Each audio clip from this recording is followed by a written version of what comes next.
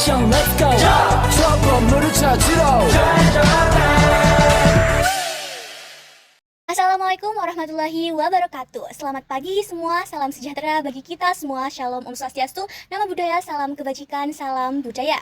Apa kabar teman-teman semua? Senang sekali hari ini kita dapat berkumpul dalam sesi sharing yang penuh makna dan kepedulian terhadap masa depan generasi muda kita. Nah, topik yang akan kami bahas hari ini sangat penting dan menyentuh hati, yakni berbagai masalah pendidikan yang melibatkan anak-anak. Kita tentu tidak bisa menutup mata bahwa kenyataan ini masih banyak anak-anak di luar sana yang menghadapi tantangan besar seperti tingginya angka putus sekolah, pernikahan dini, hingga eksploitasi anak dalam berbagai bentuk. Semua isu ini saling berkaitan dan berpengaruh besar terhadap kualitas pendidikan dan kehidupan anak-anak di masa depan. Oleh karena itu, mari kita buka ruang diskusi hari ini dengan semangat saling belajar, berbagi pengalaman dan tentu saja mencari solusi bersama dengan rekan kita yakni Kak Anis sebagai psikolog. Kak Anis, apa saja sih faktor utama yang menyebabkan tingginya angka putus sekolah di wilayah Indonesia, khususnya di Jember ini? Oke, kalau angka putus sekolah itu banyak faktor ya sebenarnya ya, karena nggak hanya satu faktor aja yang menyebabkan anak-anak itu putus sekolah. Tapi mungkin sekarang yang lagi ramai dibicarakan itu berkaitan dengan itu, yang pertama faktor ekonomi. Kenapa faktor ekonomi menjadi salah satu penyebab anak itu putus sekolah? Mungkin memang pemerintah sekarang itu memberikan gratis, pendidikan gratis gitu ya. Tapi kan dalam sekolah tadi itu kan juga ada biaya tentang entah iuran, entah yang lain-lain. Sedangkan ekonomi keluarga itu nggak semuanya rata. Itu bisa menjadi salah satu faktor kenapa anak-anak itu putus sekolah. Terutama anak-anak yang berada di wilayah pinggiran yang sangat susah diakses oleh pendidikan. Karena di Jember sendiri kan juga sangat banyak ya wilayahnya ya, nggak aja di daerah kota aja, tapi juga tersebar di wilayah-wilayah pegunungan, kemudian juga jauh dari perkebunan, jadi untuk akses pendidikan juga susah. Yang kedua perihal pernikahan dini, ini juga menjadi concern kita juga. Kebetulan saya salah satu tim di DP3 AKB yang bagian dari konseling psikolog. Jadi saya menjadi salah satu tim di mana kalau ada anak-anak yang menikah di usia dini harus melakukan konseling dulu ke psikolog. Nah, itu nanti untuk mengurangi menekan laju pernikahan dini. Tetapi nyatanya tadi itu usaha tetap dilakukan, tapi kan hasilnya kita nggak bisa memiliki kuasa ya. Tapi itu juga menjadi salah satu faktor juga kenapa putus sekolah itu juga banyak dilakukan.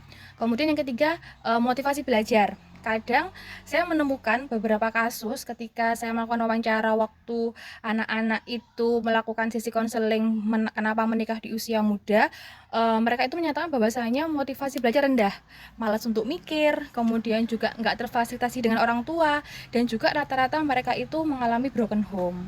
Jadi dukungan dari keluarga sangat minim sehingga untuk akses pendidikan juga susah kayak gitu. Begitu. Baik.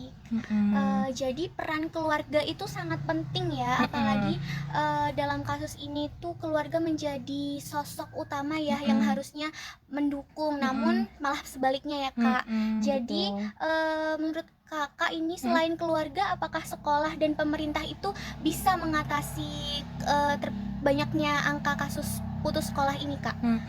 Sebenarnya tadi itu ketika ada sebuah permasalahan di masyarakat pasti pemerintah kan juga memberi solusi ya.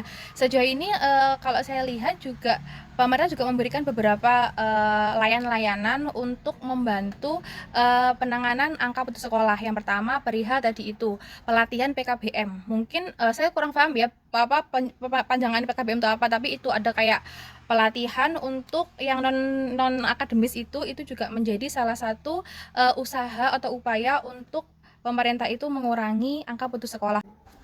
Baik, mengulas kembali tentang salah satu faktor utama penyebab tingginya angka putus sekolah yang disebabkan oleh pernikahan dini. Nah, bagaimana pernikahan dini dapat menghambat pendidikan anak-anak di Indonesia, terutama anak perempuan?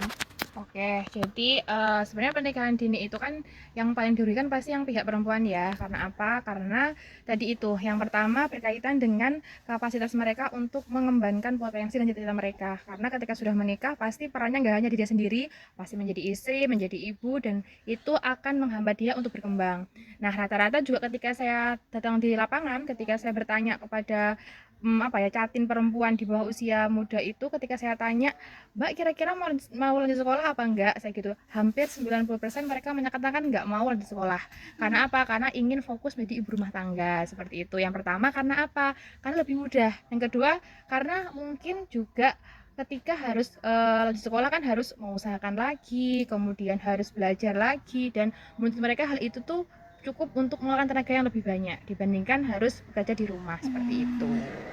Menurut pendapat Kak Anis, bagaimana hukum dan kebijakan di Indonesia mengatur tentang pernikahan dini dan dampaknya terhadap pendidikan sendiri? Oke, jadi untuk saat ini terutama di Jember ya, mungkin baiknya, kabar baiknya data pernikahan dini di Jember itu tahun ini, tahun 2024 2025 itu mengalami penurunan yang sangat drastis.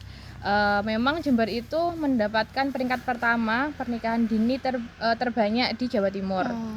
Nah, kemudian sekarang itu kenapa hasilnya itu menurun? Karena ada beberapa faktor. Yang pertama karena sekarang untuk persyaratan pernikahan itu sudah ketat mungkin. Jadi ketika ada catin, terutama yang perempuan atau laki-laki di bawah usia 18 tahun, itu wajib melakukan sesi konseling dengan psikolog di DP3AKB.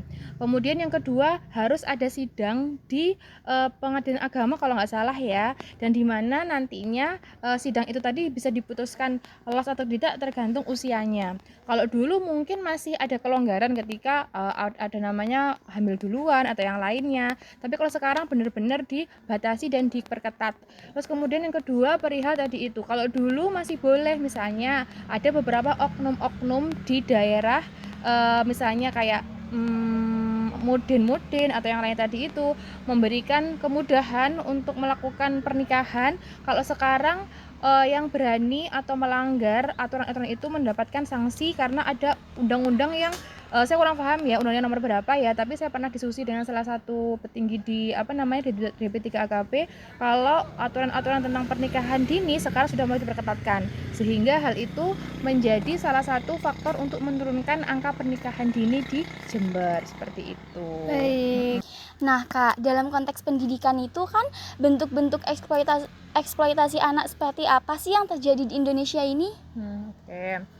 Mungkin ada beberapa bermacam-macam ya bentuk eksploitasi anak ya, apalagi sekarang kan sudah era modernisasi ya.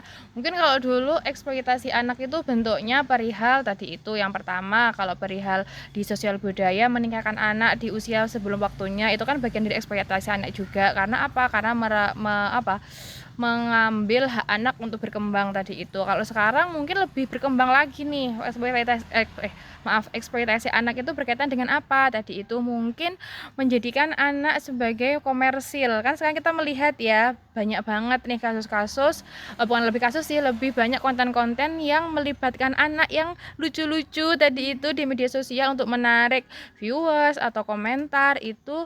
Saya sebenarnya kemarin sempat kayak melihat di mana di X sempat dibahas juga sih perihal itu. Ada salah satu selebgram yang punya anak, terus kemudian ketika biaya endorsementnya ketika anaknya muncul lebih mahal nih dibandingkan kalau dirinya sendiri. Itu kan juga sebenarnya bentuk eksploitasi anak juga. Karena apa? Karena anak merenggut hak main anak, mungkin seperti itu.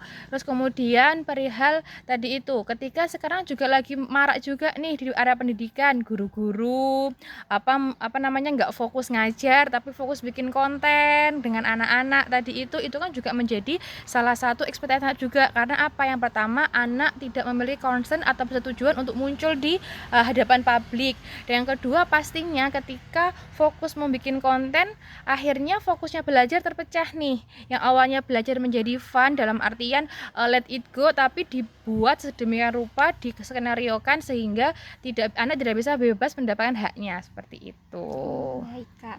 Selanjutnya, bagaimana eksploitasi anak itu dapat menyebabkan hak anak untuk mendapatkan pendidikan yang layak, Kak? Oke ya pasti tadi itu ya, karena apa, pasti berpengaruh ya, karena apa, karena tadi itu ketika kita mengeksploitasi anak kita kan fokus pada bagaimana mendapatkan keuntungan, tapi kita tidak berempati kepada bagaimana anak mendapatkan haknya anak itu apa sih, bermain, belajar, mendapatkan perlindungan, kemudian juga apa namanya, mungkin mendapatkan sebuah kasih sayang tadi itu dan dijaga privasinya. Jadi mungkin apa namanya, eksploitasi anak itu juga sangat berpengaruh juga terhadap bagaimana anak berkembang. Karena apa? Karena tadi itu tidak maksimal karena fokus kita kurang berempati kepada bagaimana anak mengekspresikan dirinya seperti itu. Nah, kali ini membahas faktor ekonomi nih. Faktor ekonomi dan juga sosial yang mendorong terjadinya eksploitasi anak. Nah, bagaimana peran pemerintah, lembaga swadaya, dan juga masyarakat sendiri dalam melindungi anak-anak dari eksploitasi dan juga memastikan mereka mendapatkan pendidikan yang layak.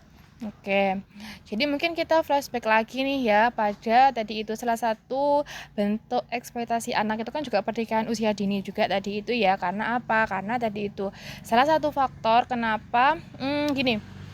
Dulu saya sempat melakukan penelitian tentang ini apa namanya, pernikahan usia dini. Nah, rata-rata mereka itu kenapa menikah di usia dini karena ekonomi yang sangat rendah sehingga tadi itu istilahnya kasarnya menjual anaknya kepada orang lain untuk memperbaiki ekonomian. Nah, itu kan salah satu bentuk eksploitasi anak juga.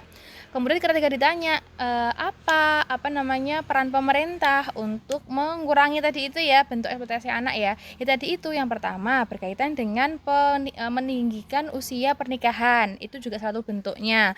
Kemudian yang kedua tadi itu berkaitan dengan memberikan edukasi kepada masyarakat perihal pentingnya bersekolah. Kemudian yang ketiga kalau saya pahami di Jember sendiri itu ada salah satu program di mana kalau nggak salah namanya Pemuda Pancasila atau apa saya kurang paham ya. Jadi itu bentukan di DP3KB di mana itu di bagian PPA. Di sana mereka itu memiliki satu kader di setiap sekolah untuk memberikan edukasi perihal tadi itu apa namanya meninggikan pernikahan usia muda. Kemudian yang kedua tentang pentingnya bersekolah, kemudian juga minimnya bullying dan lain-lain. Jadi sebenarnya pemerintah pun sudah banyak memberikan pergerakan-pergerakan untuk menghambat atau mengurangi tentang terjadinya eksploitasi anak seperti itu. Oke, baik. Nah, terakhir nih Kak Anis, saran ataupun solusi ya untuk mengurangi angka pernikahan dini di Indonesia ini apa aja nih?